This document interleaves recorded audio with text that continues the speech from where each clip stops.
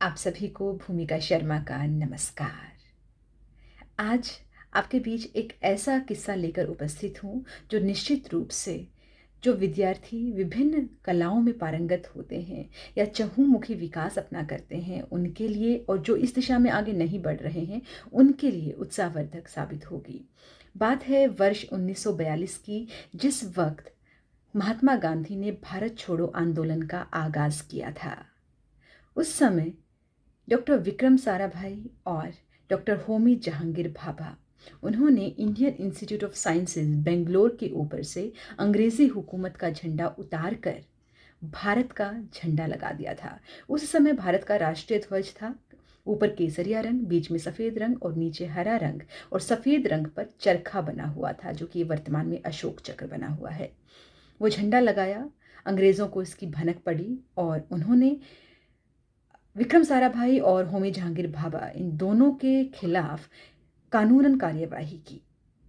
अब क्या हुआ, ये होने के बाद आईआईएससी बेंगलोर की फंडिंग अंग्रेज़ों ने सबसे पहले बंद की। रिसर्च जारी रखनी थी।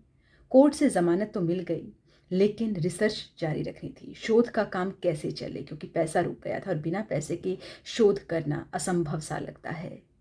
अब यहाँ पर बात आती है कि स्कूली शिक्षा में क्या आपने ग्रहण किया है या कॉलेज में आपने अपना विकास कैसे किया है।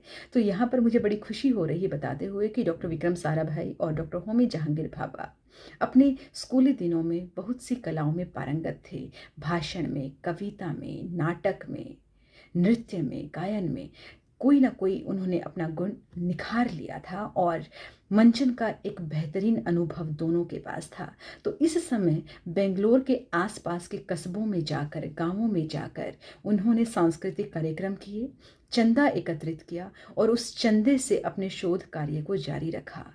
परिणाम स्वरूप वर्ष 1947 यानी कि 5 वर्षों तक इन रचनात्मक गतिविधियों से ही आईआईएससी बेंगलोर चला। 1947 में भारत आज़ाद हुआ और उसके ठीक बाद पहली जो कमेटी थी एईसी, एटॉमिक एनर्जी कमेटी, उसका गठन किया गया और चेयरपर्सन बनाया गया डॉक्टर होमी जहांगीर भाभा को। और वर्ष 1952 में भारत को अपना पहला न्यूक्लियर रिएक्टर मिला।